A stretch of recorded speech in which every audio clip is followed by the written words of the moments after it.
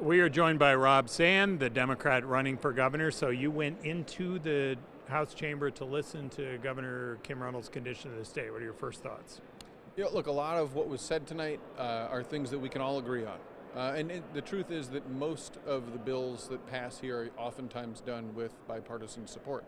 My main concerns and the reasons that I'm running for governor are things that we didn't talk about at all tonight. We didn't talk about being, according to the Philadelphia Federal Reserve, 50th for economic growth.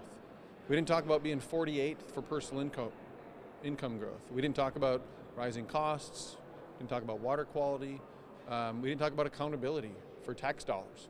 Those are the things that really drive my campaign, and those are the things that didn't get talked about tonight. We didn't talk about having a record $1.2 billion budget deficit in the state of Iowa.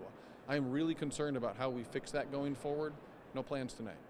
She talked some of the themes about her property tax plan, and there was a briefing to give a little bit more of the specifics, but her staff is saying that the changes that she would make would save homeowners $3 billion over the next 6 years. So that would be $3 billion not going into the local governments. There'd be a freeze for folks 65 plus for most folks, as long as their home fell under the value there. Are those worthy things? She would cap property tax increases at 2 years, 2% rather. And I know you're just hearing some of the specifics on this, but how do you look at what property tax reform should be?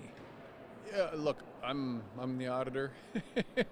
They say it's going to save whatever amount you said. I'd like to see the math on it. Taxes are always an equation, right? And I think that's one of the things that a lot of politicians don't focus on. I love a good tax cut. What does that mean, though? Are you going to cut spending? If you're cutting spending, where are you cutting spending? I hope you're not cutting it from police officers. I hope you're not cutting it from public schools.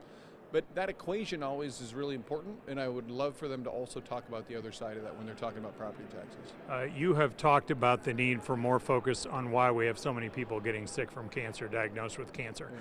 She is committing about a fourth of the federal money they're getting toward cancer, and particular in rural areas. And I know you're only hearing some of the themes of it, but is that something you could get behind? Sure.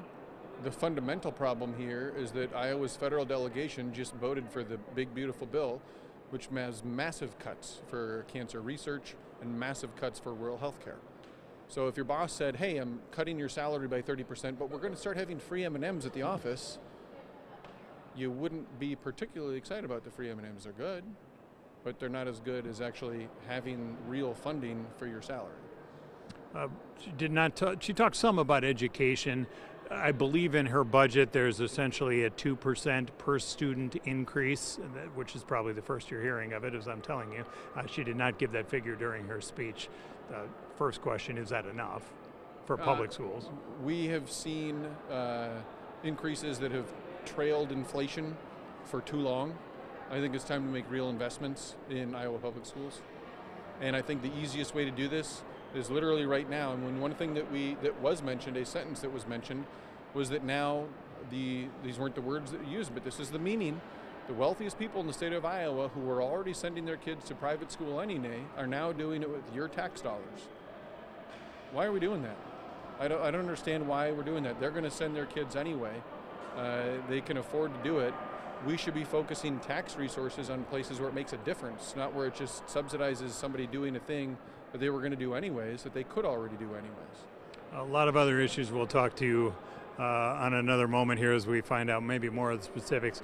Can you talk about just what is this experience like for you now? You know, you have been attending this as a state office holder for years, sure, right? And you always have to decide, depending on what is said, do I stand, do I not stand, all those kind of things. Now, of course, you've got cameras trained on you and stuff. Now you're running because you want, hopefully, to deliver this address one year. Yeah. So kind of what goes through your mind as you're listening to everything she's saying? When I sit down in here, and this is the same thing for the state of the judiciary and the state of the Guard speech on Iowa National Guard, I was happy today to hear a lot of credit given to people who are putting themselves in harm's way. I'm always trying to sit there in a spirit of grace and try to hear everything that comes out in a way where I can give it the best interpretation I can, the most agreeable interpretation that I can. I'm someone that wants to find agreement. I want to find common ground. And most of what we heard tonight is stuff where we can find a lot of common ground. But again, it's the issues that are really confronting Iowans that they're feeling every single day, the squeeze in their pocketbook, the state deficit that is a record deficit. We didn't talk at all about those things, and I really think we need to have plans to be addressing those issues. Thank you. Appreciate the time. You bet.